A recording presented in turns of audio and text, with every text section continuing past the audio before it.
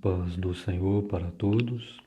Sou Felipe Ferraz, da Igreja Batista, em Renovação Espiritual de Penedo, pastoreada pelo pastor Wilson, meu querido pastor e amigo. Estamos aí no estudo do Apocalipse, hoje lição 9, as bodas do Cordeiro, 16º dia do estudo. Ontem falamos sobre o Tribunal de Cristo. E hoje vamos estar falando sobre as bodas do Cordeiro. Temos aqui 4 textos para lermos. Apocalipse, capítulo 19, versículo 7 ao versículo 10. Regozijemo-nos e alegremo-nos, e demos-lhe glória, porque vindas são as bodas do Cordeiro. E já sua esposa se aprontou, e foi-lhe dado que se vestisse de linho fino, puro e resplandecente. Porque o linho fino são a justiça dos santos. E disse-me: escreve, bem-aventurados aqueles que são chamados às ceias das bodas do Cordeiro. E disse-me: estas são as verdadeiras palavras de Deus. Desculpem. E eu lancei-me a seus pés para o adorar. Mas ele disse-me: olha, não faças tal. Sou teu conservo, de teus irmãos, que tem o testemunho de Jesus. Adora a Deus. Porque o testemunho de Jesus é o espírito de profecia. 2 Coríntios, capítulo 11, versículo 2. Porque estou zeloso de vós, com o zelo de Deus, porque vos tenho preparado para vos apresentar como uma virgem pura a um marido, a saber, a Cristo. Efésios, capítulo 5, versículo 27. Para apresentar a si mesmo igreja gloriosa, sem mácula, sem ruga,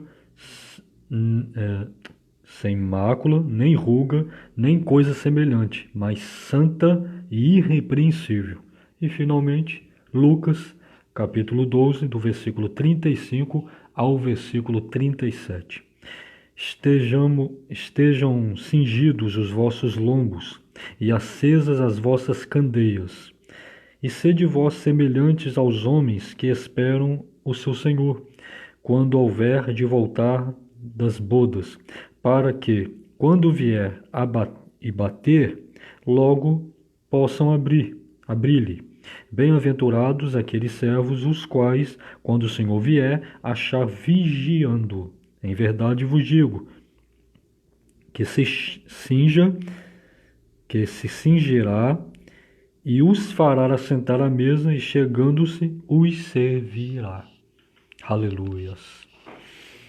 O texto áureo faz parte aqui do primeiro texto que nós lemos, Apocalipse,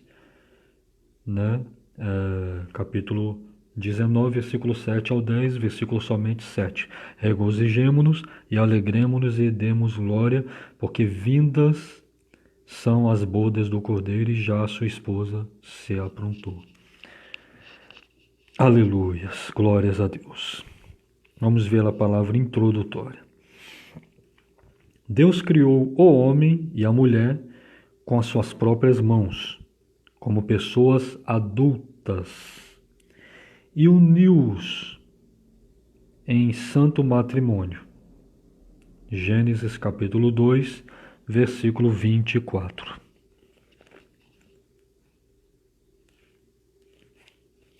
Gênesis capítulo 2, versículo 24. Portanto, deixará o varão, o seu pai e a sua mãe, e apegar-se-á à sua mulher, e serão ambos uma carne. No final dos tempos, após o tribunal de Cristo, Deus celebrará outra união, como no início, será o grande casamento, grande em amor, felicidade, alegria, significado, beleza, glória, louvor, reverência, mistério e santidade. Esse matrimônio chama-se as bodas do Cordeiro. Nele, o Senhor Jesus será o noivo e a igreja a noiva. Aleluias. Então, Deus ele criou o homem e a mulher. Criou Adão, fez cair sobre Adão um sono profundo. Durante o sono, tirou uma das costelas de Adão, fez a mulher, Eva. E ali, quando Adão se despertou do sono, apresentou Eva a Adão. E Adão disse: essa é ossos dos meus ossos, né? Carne da minha carne, ou ao contrário, né? Essa será chamada varoa. E uniu Adão e Eva. Deus fez isso na criação do mundo, né? Fez ali o primeiro casamento. Deus fez com a humanidade, né? Com homem e uma mulher. E uniu eles. E isso também vai acontecer no final dos tempos, né? Quando o Senhor Jesus voltar, né? Ele vai voltar agora, vai buscar a igreja, vão ser arrebatados os fiéis, a igreja. O anticristo vai reinar. Quase chegando no finalzinho do reinado dele, o Senhor Jesus vai voltar montado no cavalo branco, com um exército de anjos e com a igreja, e vai derrotar o anticristo. E ele vai reinar aqui na terra, né? E vai ter o tribunal de Cristo e o trono branco. Após, quando acabar o tribunal de Cristo, ou seja, aonde a igreja, os fiéis, serão recompensados, vão receber galardões, vai acontecer essa celebração dessa união, né? E será um grande casamento, né? Grande como? Em amor, em felicidade, alegria, significado, beleza, glória, louvor, reverência, mistério e santidade. O pecado não vai entrar, não vai entrar de maneira nenhuma. Hoje o pecado entra, né? Porque homens dessa terra que deveriam dar exemplo, né? Eles deixam o pecado entrar, né? Eles não se arrependem, acham que estão certo ainda, mas o Senhor Jesus, no casamento dele, né, com a igreja, vai ser um momento matrimonial, né, que vai se chamar as bodas do Cordeiro. Vai ser o casamento de Cristo, que é o noivo, com a noiva, que é a igreja. A igreja são todos os remidos e lavados no sangue do Cordeiro, ou seja, todos aqueles que não contaminaram suas vestes com o mundo e foram fiéis até a morte, ou até o arrebatamento de Cristo, né? Até a volta de Cristo. A noiva e o noivo, a igreja e o Cordeiro de Deus. Vai ser esse momento glorioso que está em Apocalipse capítulo 19, versículo 7. Vai ser um momento de muita alegria. A igreja entrando, né, pelas portas celestiais. E Cristo lá aguardando, né, a chegada da igreja, sem mancha, sem ruga, sem mácula, com as vestes brancas, aleluias. Mas até chegar esse dia, a igreja dele, o corpo aqui na terra, precisa se consertar muito. Todos nós precisamos passar por grande conserto para alcançar este dia das bodas do Cordeiro. Características do casamento judaico. O casamento judaico era uma ocasião de grande júbilo familiar. Jeremias, capítulo 33, versículo 11. 33, 11.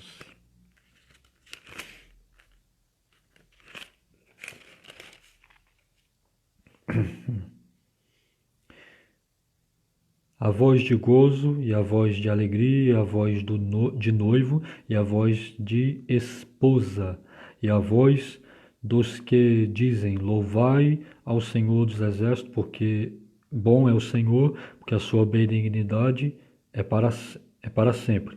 E dos que trazem louvor à casa do Senhor, pois farei que tornem o cativeiro da terra como princípio, diz o Senhor. Era grande júbilo no casamento judaico. Era um simbolismo muito grande. Era um momento de muita alegria, muito, né, regozijo, principalmente para uma família judaica, né? Os nubentes usavam trajes especiais nesse dia. Isaías, capítulo 61, versículo. Cadê? Versículo 10.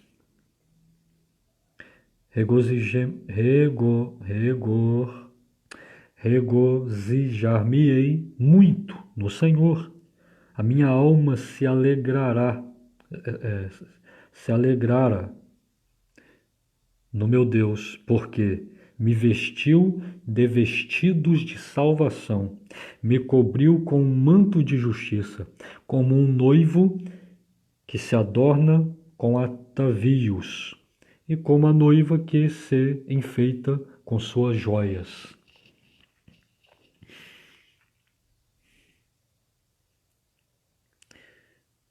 A noiva, né, usava um vestido fino, né?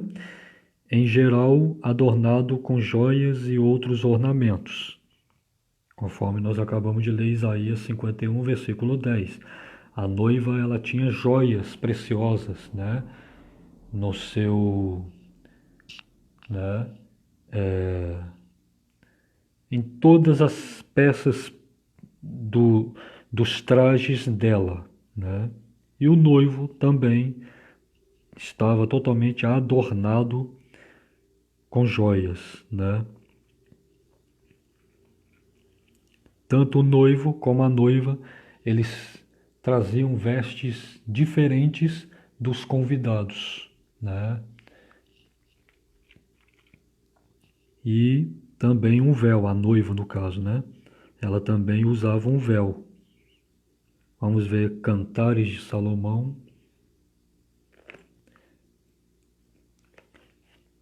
capítulo 3,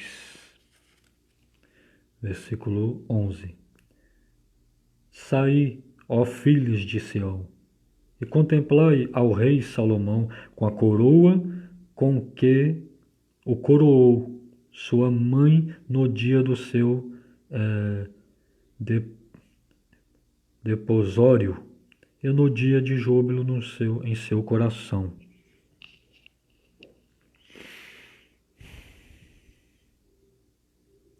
Gênesis 24, vamos ler também, né? Gênesis 24,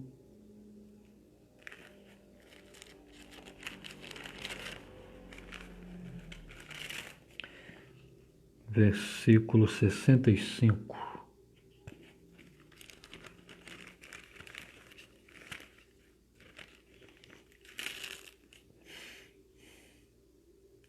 E disse ao seu servo,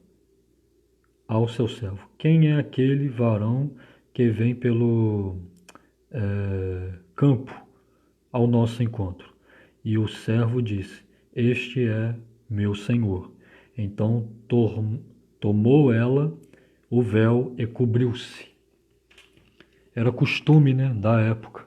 As mulheres, quando estavam, né, bem prontas a se encontrar, né, com o amado, com alguém que era escolhido ali, né, para ser marido dela, ela se cobria com o véu quando avistava ele chegando. E só o marido é que poderia tirar o véu da noiva, né, para poder beijá-la, para poder conhecê-la, né.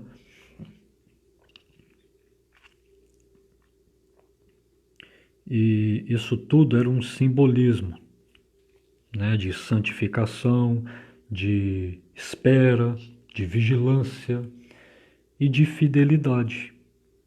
Principalmente a questão do vestido, né, do ornamento que era branco, né, e as pedras preciosas, isso tudo era pureza, era a noiva que estava completa, ela não estava pela metade.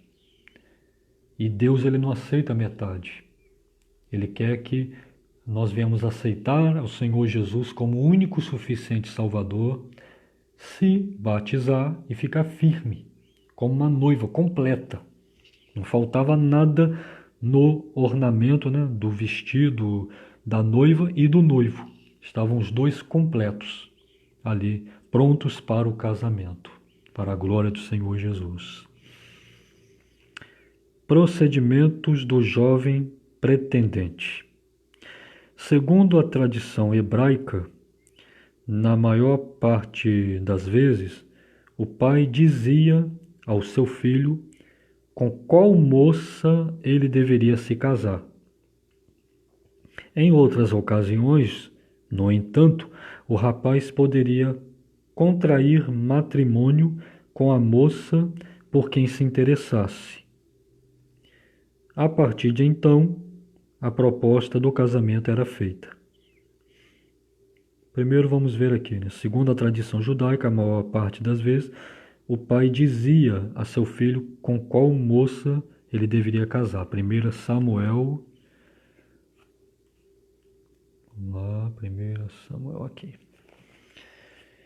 1 Samuel, primeiro livro, né, de Samuel, capítulo, o quê? 18.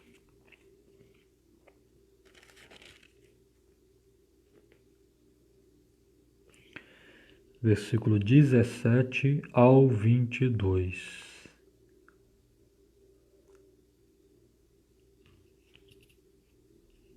Ao 28.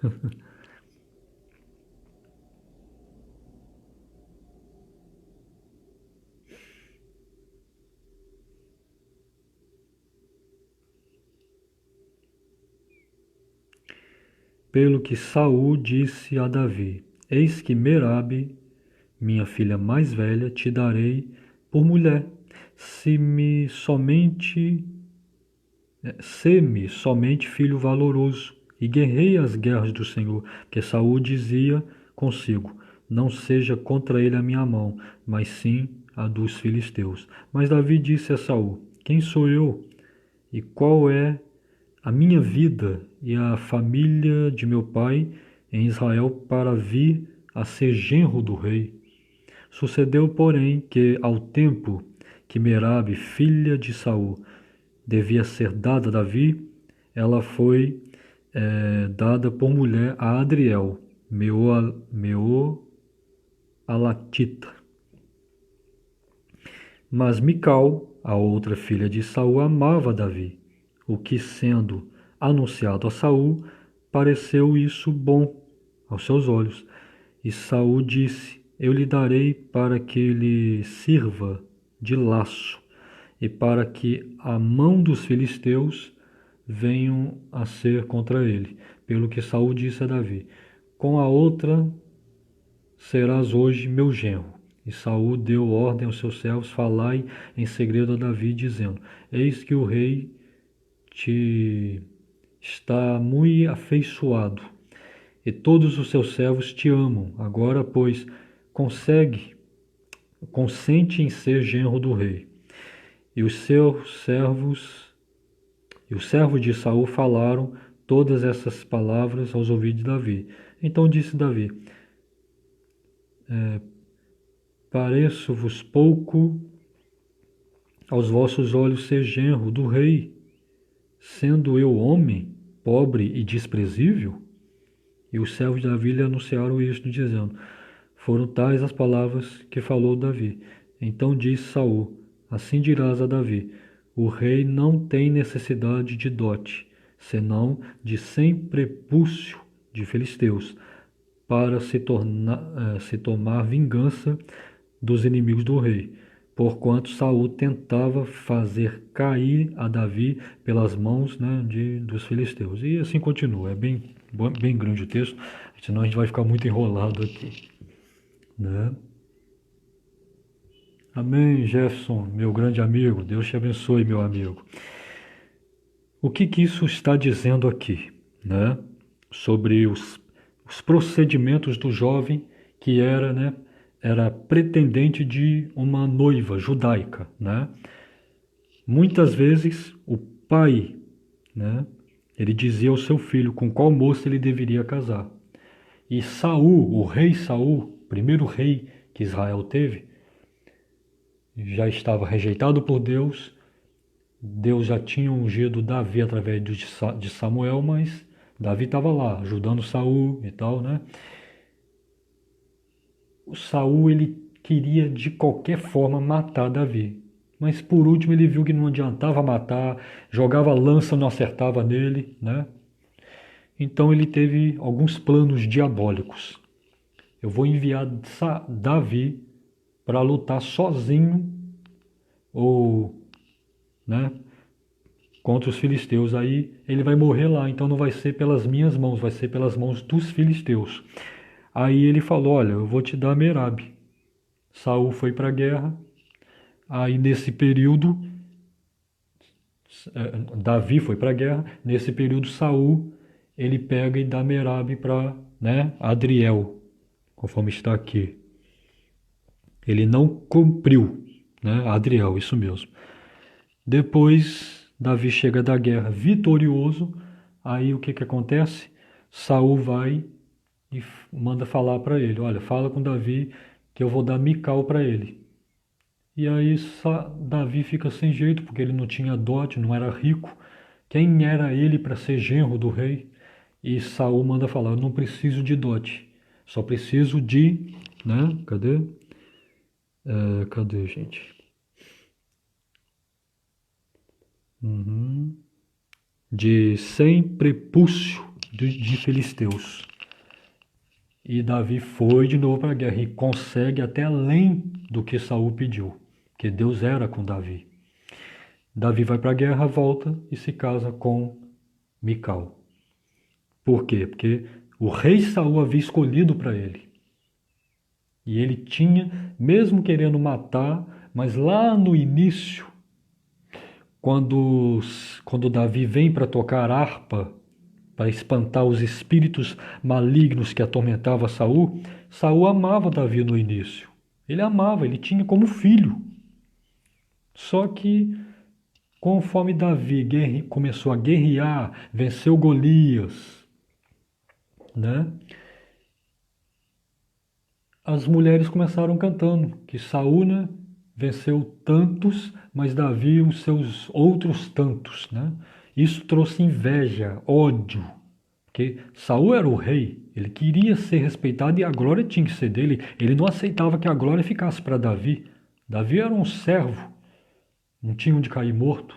Ele era o rei. Então Saul começou tendo ódio e raiva de Davi e arrumou maneiras e várias maneiras para Davi morrer. Mas de qualquer maneira, voltando aqui ao texto, né, era essa maneira que tinha a tradição judaica.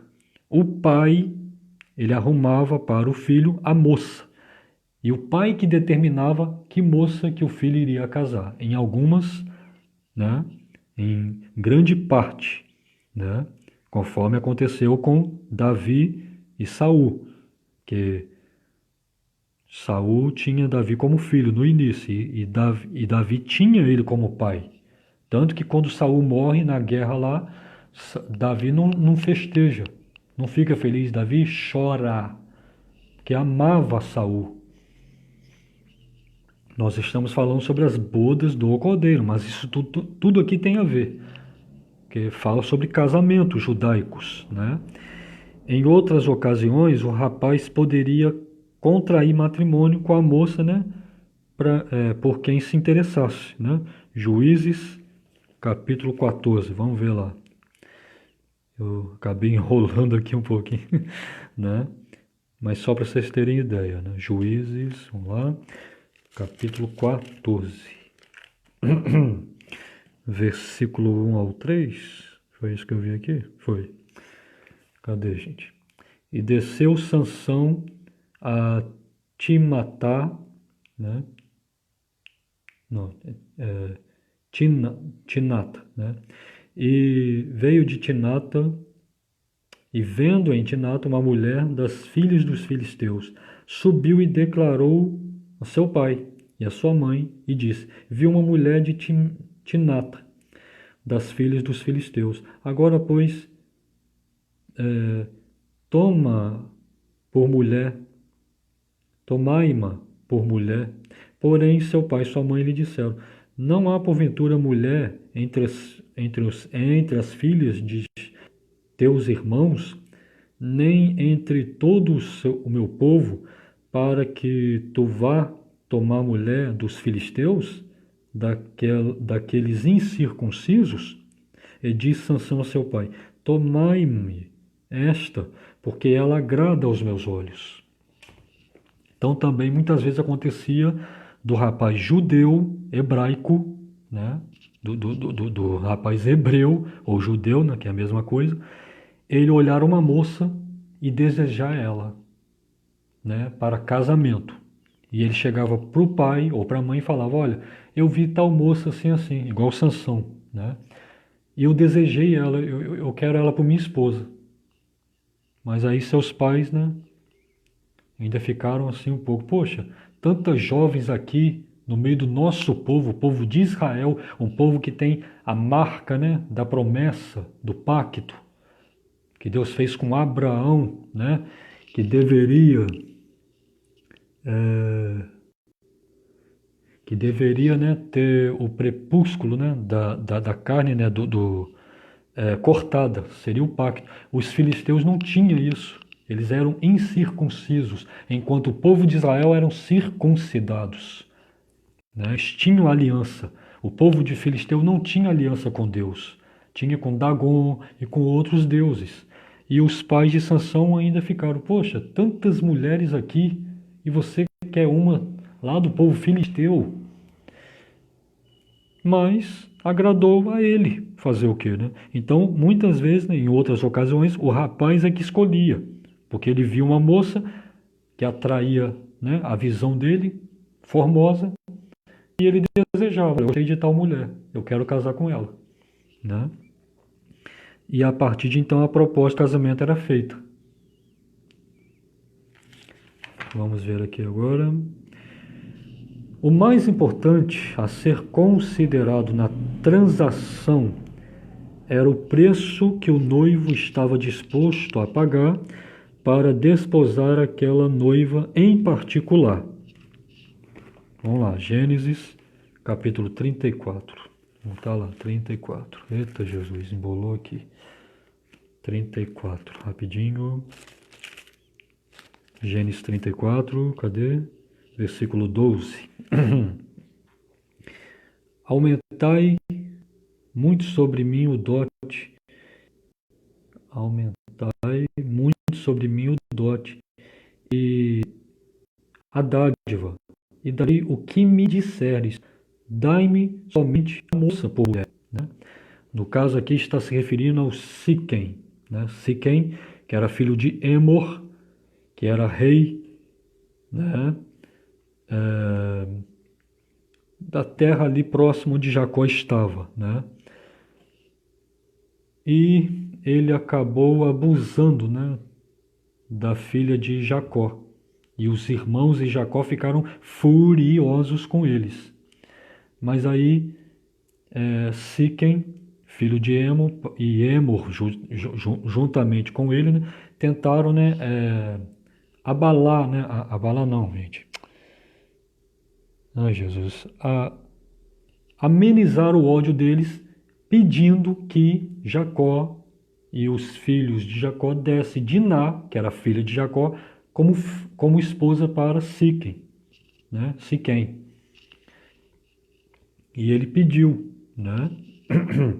E ele prometeu, inclusive, que se desse por esposa, ele iria dar o que eles quisessem, o ouro e a prata que eles quisessem, eles poderiam pedir, porque eles eram ricos, né? A terra de Siquém, né? Siquém, o rei Emor, que era o pai de Siquém, eram ricos, poderosos.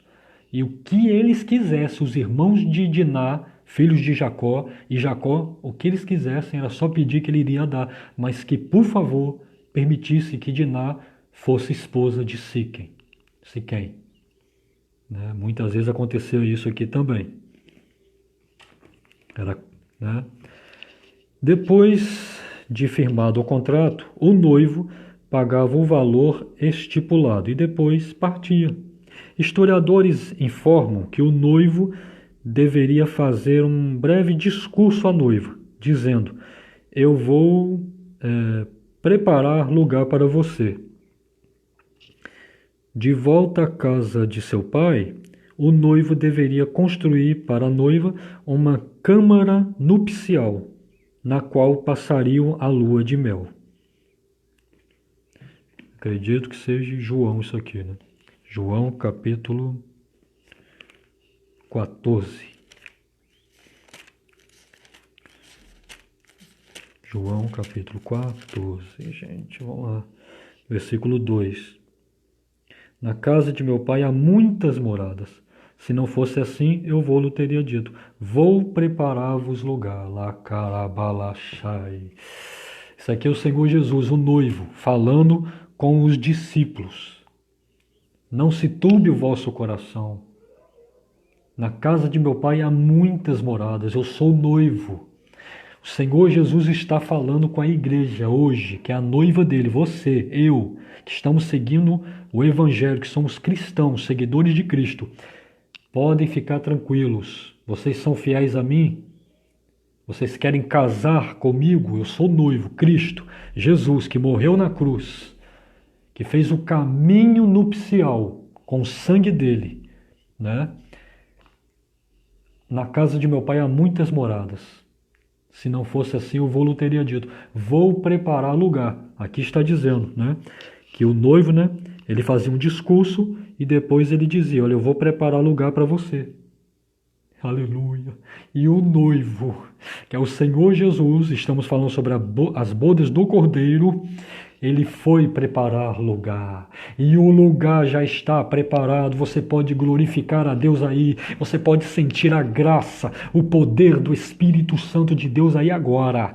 Porque o noivo, que é o Senhor Jesus, já está com lugar preparado para a noiva, que é o corpo, a igreja santa, imaculada, sem pecado, sem rugas, sem manchas.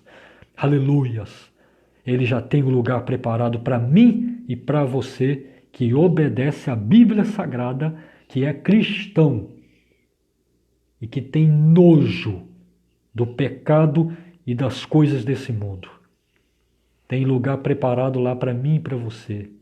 Por isso que aqui na terra, não importa a denominação do qual você faz parte, se é presbiteriana, se é metodista, se é batista, no caso a minha é Batista Renovada, Assembleia de Deus, não importa, gente. Vamos parar com essa briga, com essa guerra de um querer pegar ovelha do outro. Lá no céu tem espaço para todos nós, lá Yasui, Klei Halabaralache, tem lugar para todos nós lá. Ele foi preparar lugar, há muitas moradas. Ele prometeu o noivo. Está aqui, João, Evangelho de João, capítulo 14, versículo 2. Na casa de meu pai, palavras do Senhor Jesus, o noivo, para a noiva, que é a igreja. Na casa de meu pai há muitas moradas. Tem espaço para a igreja presbiteriana, para a Assembleia de Deus, para a Batista tradicional, para a Batista renovada, para todos que seguem a Cristo. Não só para os evangélicos, para todos os cristãos, todos que seguem a Cristo. Tem espaço para todos lá. Conforme eu falei, dos 144 mil, nós estudamos sobre eles. Não é só 144 mil que vão morar no céu, segundo diz uma seita que prega um monte de mentira por aí. há muitas moradas no céu, na casa do Pai. Então não há por que brigar aqui na terra. Estão brigando à toa, em vão. Eu escutei hoje algo que me entristeceu muito. Um sujeito aí que diz que é pastor, né? Veio um grupo de outra igreja pentecostal e foi na igreja dele, e quem estava dirigindo o culto deu oportunidade para o grupo da igreja pentecostal louvar a Deus. Acabou, né, tudo tranquilo, chegou na hora da pregação. Esse homem que diz que é pastor pegou o microfone e perguntou quem deu oportunidade para o grupo da igreja pentecostal louvar. E ele chamou a atenção dessa pessoa no microfone e ainda disse que na igreja batista, que na igreja dele só poderia louvar ou ter oportunidade pessoas, segundo ele disse, da mesma religião, que segundo ele acha, né, a denominação dele é a única, perfeita, maravilhosa, que as outras igrejas evangélicas não são, não fazem parte da noiva do Cordeiro. É triste isso, né, gente? É triste a gente ouvir essa divisão. É muito triste. Se na casa do Pai há muitas moradas. Tinha um certo líder também aí que pregava que só a igreja dele iria morar no céu, de tão santa que era. As outras igrejas eram mundanas, né? Ele até já se foi, né? Que Deus abençoe ele, né? A igreja dele.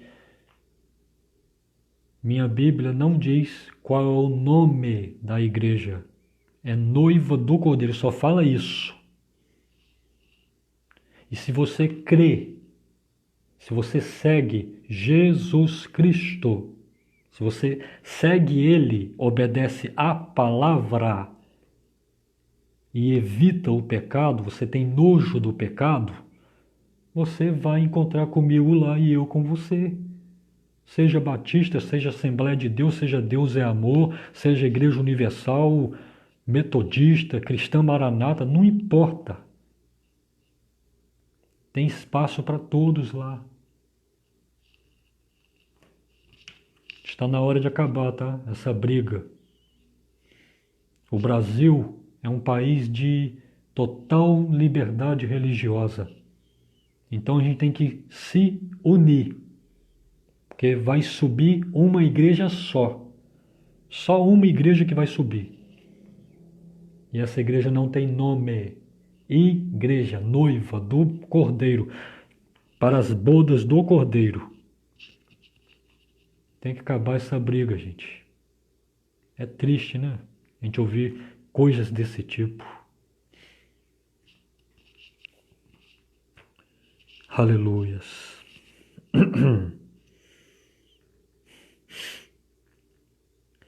Se alguém visse o noivo trabalhando para concluir sua Câmara Municipal e porventura lhe perguntasse quando seria o grande dia, ele deveria responder: só meu Pai sabe. Mateus 24, está pertinho aqui, né? Vamos ler. Mateus, capítulo 24.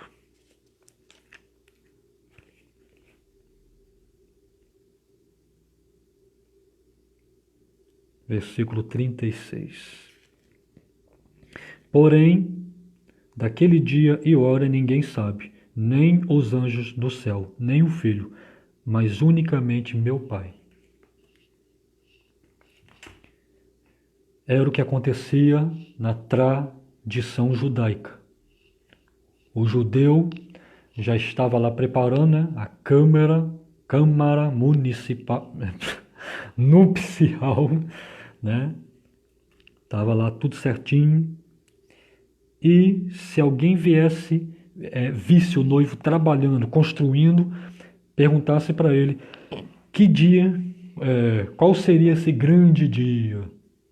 Ele iria responder para a pessoa: só meu pai sabe, porque muitas vezes, né, era o pai do noivo que preparava tudo, arrumava a noiva para ele, né, conforme nós lemos. E da mesma forma, né, o Senhor Jesus ele foi interrogado sobre o dia da volta dele, como seria, o que iria acontecer, quando seria, né? Os próprios discípulos, quase na despedida do Senhor Jesus, depois que ele ressuscitou ao terceiro dia, eles falaram: é nesse tempo que o Senhor vai restaurar Jerusalém, a Israel? E ele falou: não compete a vocês saber o tempo da restauração, né? Mas ficai em Jerusalém, até que do alto sejais revestidos de poder. Então, da mesma forma, ninguém sabe, nem os anjos, nem o Filho, Jesus Cristo. Ele não sabe o dia que ele vai voltar. Só o Pai, o Deus Criador do céu e da terra. Cabe eu e você ficarmos preparados. Somente isso. Vigiar, vigiar todo instante. Orar também, mas vigiar mais. Temos que tomar cuidado, porque vai ser a qualquer momento o toque da trombeta. Pode ser quando acabar essa parte do estudo aqui, vai tocar a trombeta, não sei. Tiveram 3 falsas religiões aí, né? Que seus líderes, eles programaram, né? Uma falsa revelação que eles tiveram que tal dia o Senhor iria voltar. Foi passando, foi passando, foi passando, chegou esse dia, ele não voltou. Aí aquela religião ficou meio balançada, o líder ficou preocupado, né? Aí marcou uma outra data. O Senhor não voltou. Ninguém sabe, gente. Ninguém sabe.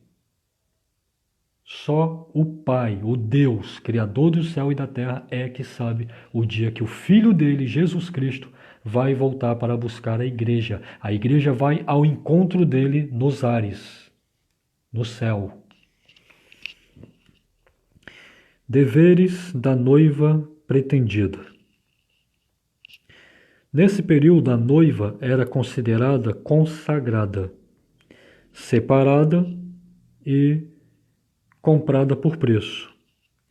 Ela não poderia retirar o véu, símbolo do seu compromisso. A noiva estaria obrigada a esperar pacientemente pelo dia do matrimônio. Além de preparar, né, o enxoval e organizar todas as coisas, até que o noivo viesse buscá-la, a noiva deveria convocar suas irmãs, suas melhores amigas e todos aqueles que seguiram com ela para as bodas. Segundo a tradição, a noiva deveria ter consigo uma lâmpada com azeite, para o caso de o noivo demorar a chegar ou para o caso dele chegar tarde da noite. Ela deveria estar pronta para partir, assim que fosse solicitada, e isso deveria acontecer de um momento para o outro, sem prévio aviso. Lembramos do que é isso aqui? A parábola, né, das virgens, das 10 virgens, 5 prudentes, 5 loucas. Simplesmente ela deveria esperar. A noiva tinha obrigação, aqui está falando, ela era obrigada, na tradição judaica, ela tinha que esperar o noivo vir. E ela deveria estar com véu, não poderia tirar o véu por nada. E também, caso, né, se ele demorasse, se ele viesse tarde da noite, ela deveria estar com a lâmpada. Porque na época, né, o povo de Israel não tinha iluminação, energia elétrica que hoje nós temos aqui. E até lá, acredito que lá hoje em dia deve ter, né? Mas antigamente não tinha, eles andavam pelas ruas, né? Através de lâmpadas, né? Que era uma peça, né? Assim, né? Que tinha que colocar azeite para acender o fogo, né? O óleo, né? Para poder clarear o caminho. porque senão poderia tropeçar, cair no buraco ou simplesmente errar o caminho, né? Tem a estrada aqui, ela poderia errar e entrar por essa aqui. E a estrada é essa aqui. Então usava a lâmpada, né?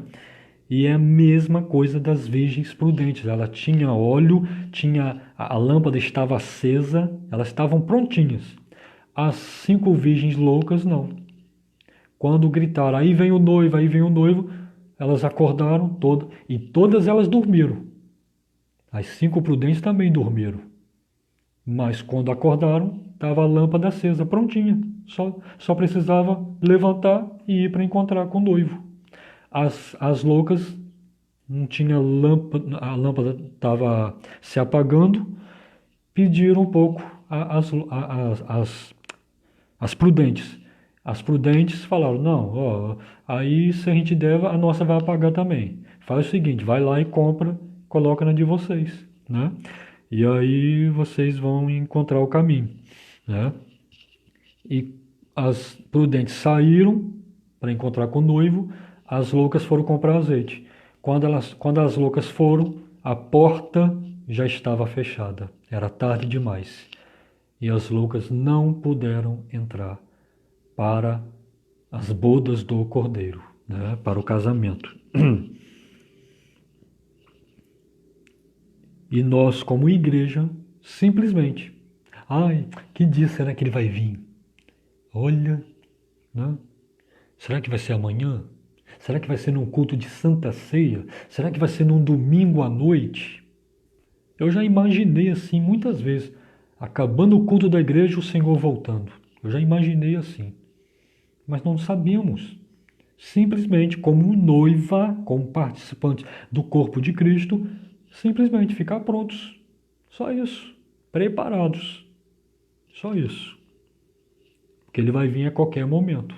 E vai ter muita surpresa. Ele pode vir no momento, né, que alguns,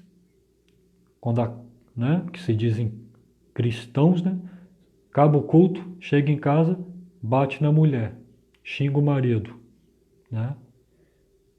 Nesse momento, de repente, ele volta. E aí? Ou no momento que está tendo o culto ali, acabou o culto, tem gente reclamando e criticando o culto. Esse culto não gostei dele. Aquela irmã desafinou. Aquele cara pregou, mas tudo carne. No momento de murmuração, ele pode voltar nesse momento. E aí quem está com a lâmpada se apagando, vai ficar, simplesmente, né? Vamos aqui também, só mais esse trechinho, porque eu também não estou mais... tá quase indo embora minhas cordas vocais aqui. É chegada a hora das bodas. Estamos falando sobre as bodas do Cordeiro, né? Os amigos do noivo eram obrigados a dar um sinal à noiva quando se aproximassem da casa dela, que poderia ser um grito. Aí vem o noivo, aí vem o esposo, né? Ao se encontrarem, os nubentes entravam na câmara nupcial e trancavam a porta para consumar o casamento. Algum amigo ou parente ficava à porta, pelo lado de fora, para vigiá-la, a fim de garantir que eles não seriam incomodados. Enquanto isso, o pai da noiva receberia os convidados para as bodas, né? Ou seja, eles tinham que ser obrigados a falar com a noiva, né? A dar um sinal à noiva. Aí vem o noivo, aí vem o esposo está chegando, se preparem, né? E a noiva já ficava pronta, com o véu e com a lâmpada, né?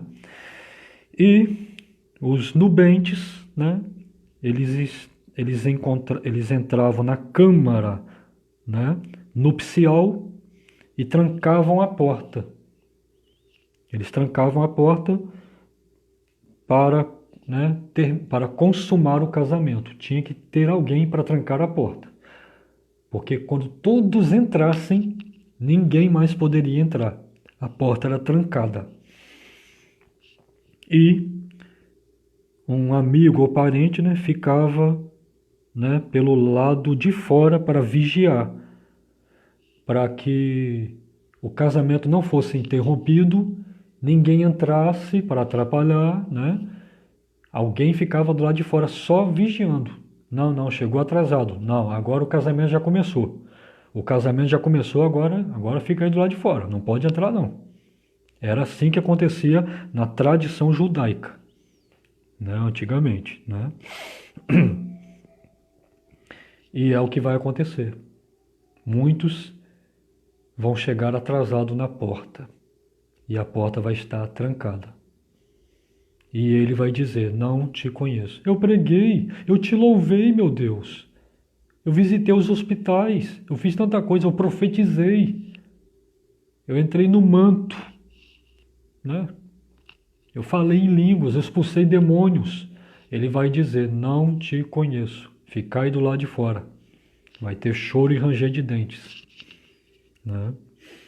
Passados 7 dias, os noivos saíam da câmara nupcial e eram anunciados por alguém que estivesse junto à porta. Nesta ocasião, a noiva apresentava-se sem o véu, porque já está desposada. A aparição dos recém-casados na festa era celebrada com uma ceia em homenagem ao casal. Chegava o momento, né, que eles saíam da câmara, né, nupcial. Eu até errei, né? Falei municipal. Tem nada a ver com isso aqui, né? Câmara nupcial, que era o local onde tinha os momentos, né, em que o noivo ficava com a noiva, né, o esposo, né? Quando eles saíam de lá, alguém, né, anunciava, né? Alguém, geralmente depois de 7 dias, era anunciado para alguém que estava ali na porta, né? E a noiva já saía sem o véu, porque já estava casada. Não precisava mais usar o véu. Já poderia ser mostrada para o noivo e para os convidados, né?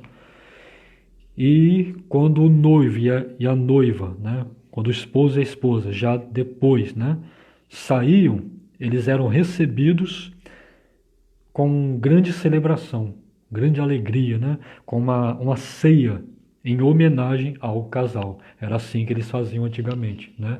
Na tradição judaica. E é assim que vai acontecer também naquele grande e terrível dia, quando a noiva, a igreja, encontrar com o Senhor, né? Isso vai acontecer depois, né, da, do tribunal de Cristo, onde receberemos galardões, né? Os crentes fiéis, os cristãos fiéis, né? E aí vai ter o momento das bodas do Cordeiro, aonde nós veremos Ele, nós vamos glorificar Ele, vamos viver para sempre com Ele, e vai haver uma ceia, e o próprio Senhor Jesus vai nos servir. Aleluia! Glorificado seja o nome do Senhor por isso. Que estejamos preparados para esse dia. Cuidado, gente. Para de defender religião. Para de ficar pescando no aquário de outra igreja. Tanta gente no mundo, gente sofrendo, precisando ouvir a palavra. Cuidado. Vamos ter mais amor pelas almas. E vamos estar preparados como a noiva para o noivo. Com o véu, protegendo, né, nosso caráter, nossa santificação do mundo, nos separando e com a lâmpada acesa, estudando a palavra, vigiando, orando, obedecendo nossos líderes, pastores, né? E vamos estar esperando, simplesmente esperando, só isso, para a glória do Senhor Jesus. Amanhã vamos continuar para a glória do Senhor Jesus. Em nome do Senhor Jesus. Obrigado a todos que sempre participam, né? Fiquem na paz do Senhor. Amanhã estaremos aqui novamente concluindo o estudo, né, do Apocalipse, a lição das bodas do Cordeiro para a glória do Senhor Jesus. Eu não vou poder mais prometer a partir das 10 porque eu posso atrasar, tá? Mas vocês me esperem. Deu 10 horas da noite, já ficam aí me esperando, que a qualquer momento eu posso aparecer, em nome do Senhor Jesus. Fiquem na paz do Senhor e um forte abraço ao seu amigo e irmão em Cristo, Felipe Ferraz. Amém.